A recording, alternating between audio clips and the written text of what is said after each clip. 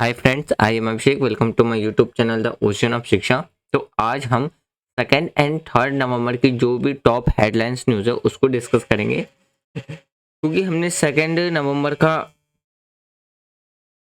और थर्ड नवंबर का हेडलाइंस मतलब सेकेंड नवंबर का हमने डिस्कस नहीं किया था, तो इसलिए आज हम सेकेंड और थर्ड नवंबर दोनों की करंट अफेयर को कंप्लीट करेंगे। तो चलिए स्टार्ट करते हैं। देखिए, आप पहला जो न्यूज़ है ये आपका सेकेंड नवंबर का है। तो देखिए, यूएसटी के द्वारा अभी क्या है, एक ये आपको अवार्ड न्यूज देखने को मिलेगा। तो यूएसटी के द्वारा को और भी ज्यादा यानी कि प्रभावशाली बात करते हैं, जैसे कि आपको देखने को मिलेगा इम्पैक्टफुल कॉर्पोरेट सोशल रिस्पॉन्सिबिलिटी के लिए क्या है, महात्मा गांधी महात्मा अवार्ड दिया जा रहा है। कहाँ पे? तो 2023 में। तो जो महात्मा पुरस्कार है से सम्मानित किया जा रहा है। फिर बात करते हैं किसके बारे में, इसकी जो बात करते हैं जो लीडिंग यानी कि जो यूएसटी है, एक leading digital transformation solutions company है जिसके द्वारा ये रिसीव किया गया और इसको रीऑर्गेनाइजेशन दिया गया for its suitable and effective contributions in areas education, health, livelihood, environment and disaster relief. मतलब क्या है, इन्हें जो महात्मा अवार्ड से सम्मानित किया गया है किस किस फील्ड के लिए, एजुकेशन फील्ड के लिए, हेल्थ सेक्टर के लिए यानी कि हेल्थ सर्विस के लिए, हेल्थ केयर, लाइवलीहुड, एनवायरनमेंट और जो डिजास्टर रिलीफ है इस पे राहत के लिए जैसे क्षेत्रों में से जो योगदान जो दिया जाता है उसकी मान्यता के लिए ये अवार्ड दिया जाता है। इस पुरस्कार की बात करते हैं तो जो आदित्य बिरला समूह की एक अग्रणी पहल महात्मा गांधी जी की जयंती के अवसर पर प्रदान किया जाता है। तो ये अवार्ड आपको कब देखने को मिलेगा, यानी कि 2 अक्टूबर को ये अवार्ड दिया जाता है। चलिए नेक्स्ट न्यूज देखते हैं। अगला जो न्यूज है इसमें बात करते हैं तो जो केमन आइलैंड है इसके द्वारा रिमूव कर दिया गया है फाइनेंशियल एक्सेशन टास्क यानी कि FATF से। यानी कि आप ये समझिए ये आपका एक इंटरनेशनल न्यूज है। तो FATF ने क्या क्या है, ग्रे लिस्ट से केमन जो आइलैंड था उसको क्या है, रिमूव कर दिया। देखिए, अगर हम बात करते हैं किसके बारे में, FATF के बारे में, तो जो केमन आइलैंड था significant progress in enhancing the effectiveness of anti-money laundering, combating the financing of terrorism framework, particularly in proponent applications for restrictions leading to its removal from grey list। मतलब क्या है इसका कि देखिए यहाँ पे कहना क्या चाह रहा है कि जो FATF है ने अपनी जो एंटी मनी ट्रैफिकिंग है या आतंकवाद के खिलाफ का जो मुकाबला करने के लिए जो पैसे एड्स में दिए जाते हैं, यानी कि आप इन शॉर्ट समझिए AML CFT ढांचे की प्रभावशीलता को बढ़ाने में केमन द्वीप समूह की क्या है महत्वपूर्ण प्रगति को स्वीकार किया है। तो जिसके लिए क्या है, केमन आइलैंड को FATF ने अपने ग्रे लिस्ट से रिमूव कर दिया। तो अगर हम केमन आइलैंड को बात करें तो फरवरी 2021 में से ग्रे लिस्ट की सूची में रखा था। अब उसे क्या है, फाइनल यानी कि फाइनली ग्रे लिस्ट से निकाल दिया गया। देखिए, फिर बात करते हैं जो फाइनेंशियल एक्शन टास्क फोर्स है जिसके ग्रुप D एक्शंस में क्या फाइनेंशियल या बात करते हैं GAFI से इस्टेब्लिश किया गया था 1989 में, और जो कि डेवलप पॉलिसी यानी कि बात करते हैं जो डेवलप पॉलिसी है, यानी कि आप कह सकते हो कि जो वैश्विक स्तर है पर मनी लॉन्ड्रिंग से निपटने के लिए क्या है वो अपनी पॉलिसी बनाता है। नेक्स्ट न्यूज देखते हैं। अगला जो न्यूज है तो देखिए, दीनानाथ राजदूत को द्वितीय रोहिणी नायर पुरस्कार से भी क्या है सम्मानित किया गया। यानी कि जो दीनानाथ राजपूत हैं उनके द्वारा क्या होना यानी कि जो सेकेंड रजनी नारी अवार्ड है उससे सम्मानित किया गया है। फिर बात करते हैं जो दीनानाथ राजपूत हैं वो फॉर्मर सॉफ्टवेयर इंजीनियर है और उनको क्या है इस सेकेंड जो रोहिणी नायर अवार्ड से भी सम्मानित किया गया है। किसके लिए? उनकी जो कंट्रीब्यूशंस रही है empowerment of tribal women in Bastar, तो उनके सिग्निफिकेंस को, उनके महत्व के लिए, जो कि आपको चंडीगढ़ में देखने को मिलेगा, तो उनकी महत्वता के लिए उन्हें इस अवार्ड से यानी कि जो सेकेंड रोहिणी नारी अवार्ड से क्या है सम्मानित, नायर से सम्मानित किया गया है। फिर बात करते हैं इसके आगे, अगर हम बात करते हैं, देखिए आफ्टर अ ब्रीफ स्टेंट इन जो सॉफ्टवेयर इंडस्ट्रीज है, जो राजपूत के तौर क्लोज किए गए, enhance in social work and establish किया गया था farmers cooperative organisation exclusive for women in Naxal affected areas में, जो कि आपको बस्तर में देखने को मिलेगा। तो बस्तर की रिगार्डिंग में आप क्या है, जो हिस्ट्री का चैप्टर 4 है क्लास 9th का, तो उसके बारे में भी आप पढ़ोगे उसमें जाकर के, जो फॉरेस्टेशन कॉलोनियल टाइम पे था उसके रिगार्डिंग में। नेक्स्ट न्यूज देखते हैं।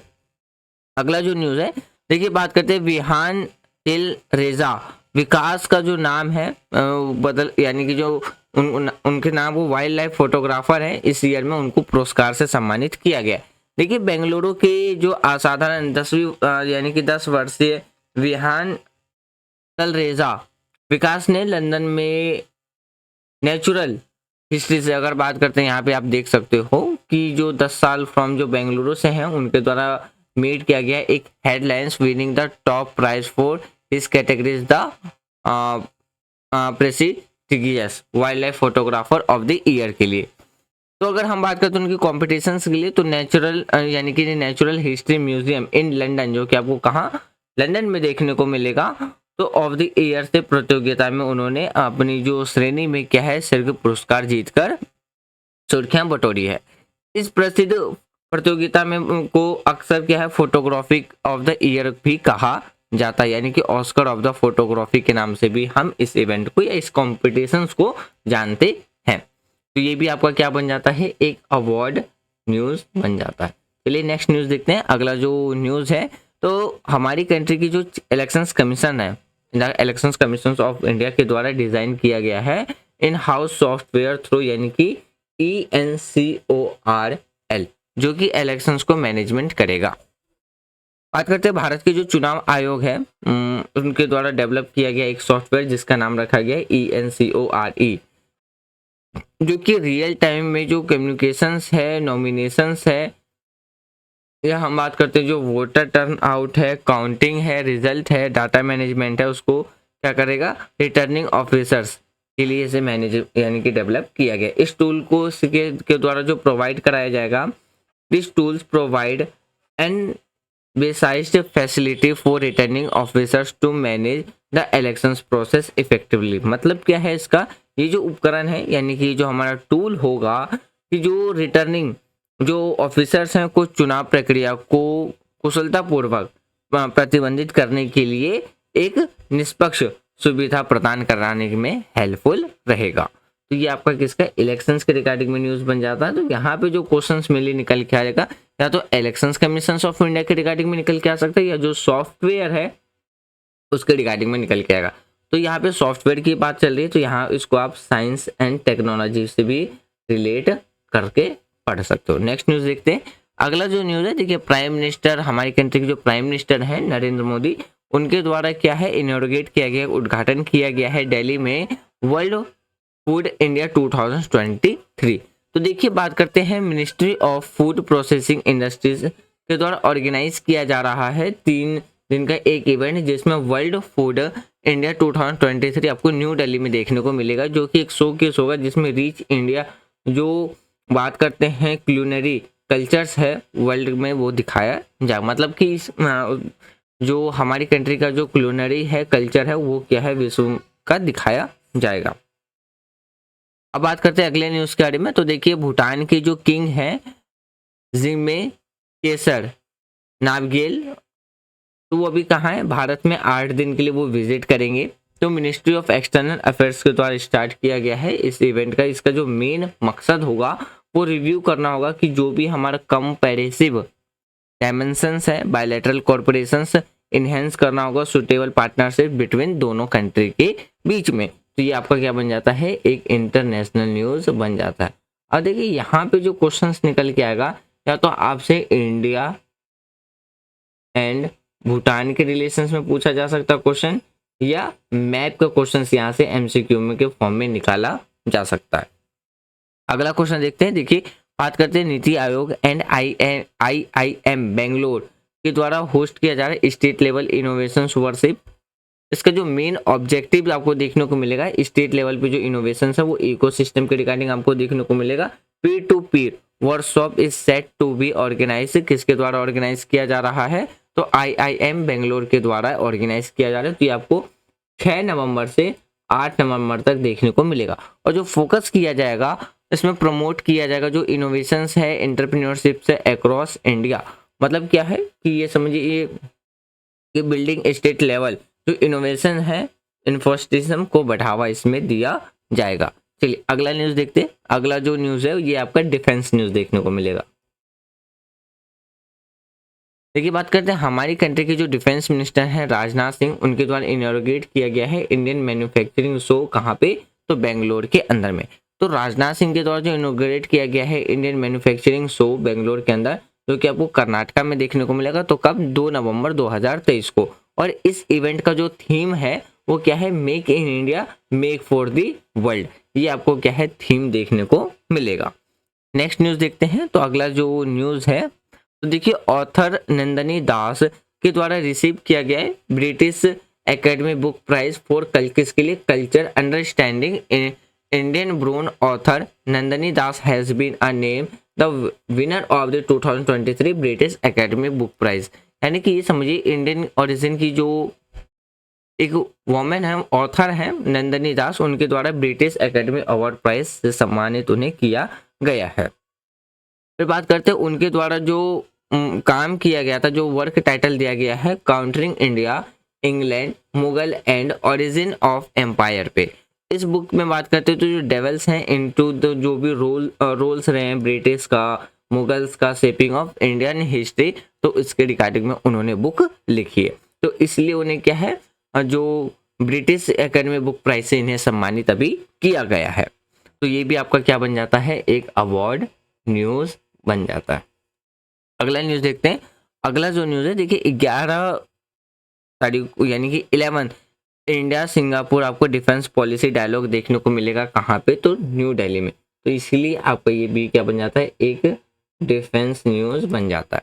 तो देखिए इस डायलॉग में जो को चेयर कर रहे हैं डिफेंस सेक्रेटरी गिरिधर आरामेन और परमानेंट जो सेक्रेटरी हैं ऑफ सिंगापुर चेन हांग की के द्वारा। और इसमें जो रिव्यूड किया जाएगा एग्जिस्टेंस जो भी डिफेंस कॉर्पोरेशंस बिटवीन दोनों देशों के बीच में, बोथ साइड से बात करें तो एक्सप्रेस किया जाएगा जो भी एग्रीमेंट है ऑन एनहांसिंग कोलैबोरेशंस को बढ़ावा दिया जाएगा। जो किसके क्षेत्र में, जो भी हमारा साइबर क्राइम साइबर सिक्योरिटी के क्षेत्र में, और दोनों देश के द्वारा एग्रीड है किसके लिए, दोनों देश एक दूसरे के साथ कॉर्पोरेट करेंगे और एक ज्वाइंट एक्सरसाइज या और जो बायलैटरल ट्रेनिंग है इनके क्षेत्र में। अगला न्यूज़ देखते हैं। तो अगला जो न्यूज़ है देखिए Central Information Commission organise seminar किया जा रहा है किसके लिए, तो साइबर सिक्योरिटी के लिए। सेंट्रल इंफॉर्मेशन कमीशन के द्वारा कंडक्ट करा गया है एक डे का जो सेमिनार है किसके लिए, साइबर सिक्योरिटी। इसका जो यानी कि इनॉग्रेशन की सेमिनार की बात करते हैं वो किसके द्वारा अरेंज किया गया है, chief information commissioner Suresh Chandra के द्वारा किया गया। इंफॉर्मेशन कमिश्नर श्री हीरालाल सामेरिया वो क्या करेंगे, इस मीटिंग को हॉनर करेंगे। यानी कि इसमें वो बात करते हैं देखिए सुरेश चंद्रा और सूचना आयोग के श्री हरिलाल सामेरिया सम्मानित अतिथि तुलसी सरोज पुनिहानी और श्री उदय मनोहर इसमें भी क्या है, उपस्थित होंगे। मुख्य सूचना जो यानी कि बात करते हैं जो ग्लोबल सर्विसेज से डिलीवर्ड द कीनोट एड्रेसेस। मतलब क्या है कि देखिए जो मुख्य सूचना सुरक्षा अधिकारी और ग्लोबल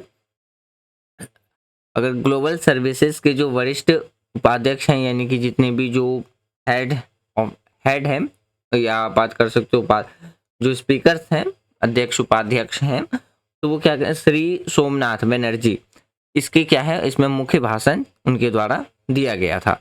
अगला क्वेश्चन देखते हैं। एक मिनट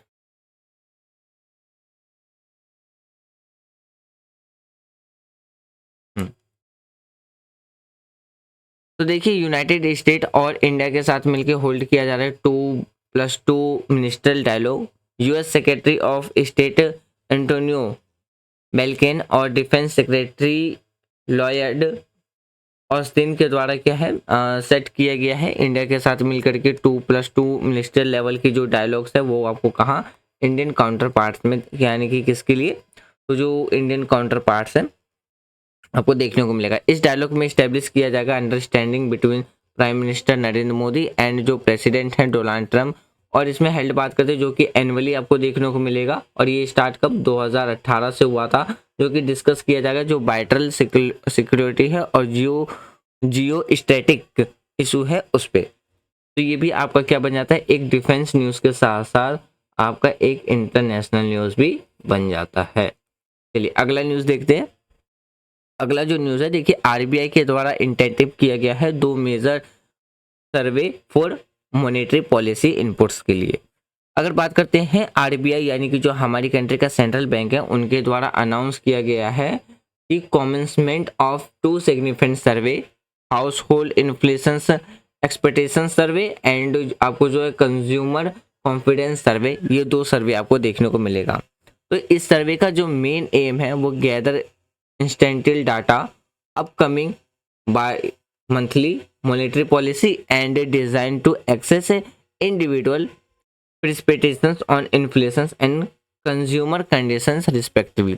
मतलब क्या है इसका, देखिए बात करते हैं। ये जो डाटा है घरेलू मुद्रास्फीति अपेक्षा सर्वेक्षण और उपभोक्ता विकास सर्वेक्षण, इस सर्वेक्षण का जो मेन उद्देश्य है यानी कि आगामी द्विमासिक यानी कि 2 मंथ के लिए, अगर हम द्विमासिक का मतलब होता है 2 मंथ, तो जो मौद्रिक नीति हमारी मॉनेटरी पॉलिसी है के लिए आवश्यक जो डेटा है उसको इकट्ठा करना, और क्रम्स मुद्रास्फीति यानी कि जो मनी मॉनेटरी फंड या मॉनेटरी पॉलिसी है, और उपभोक्ता यानी कि कंज्यूमर कॉन्फिडेंस पर क्या है व्यक्तिगत धाराओं का क्या है आकलन करना, एस्टिमेट लगाना कि यानी कि एस्टिमेट लगाने के लिए क्या है डिज़ाइन किया गया है।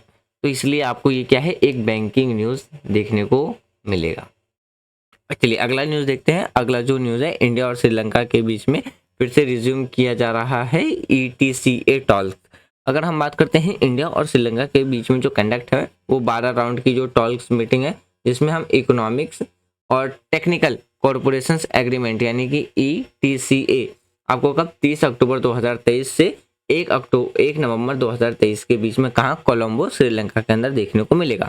इस एग्रीमेंट में क्रिटिकल स्टेप उठाए जाएंगे किसके लिए, बायलैटरल ट्रेड दोनों देशों के बीच के लिए, और एक्नॉलेज किया जाएगा जो पॉइंटियल फॉर ट्रेड पार्टनरशिप यानी कि ट्रेड के लिए, और जो इकोनॉमिक रिलेशन है दोनों देशों के बीच में उसमें भी इम्प्रूव करने की बात इसमें रखी जाएगी, जो कि एक इम्पॉर्टेंट रोल प्ले करेगा।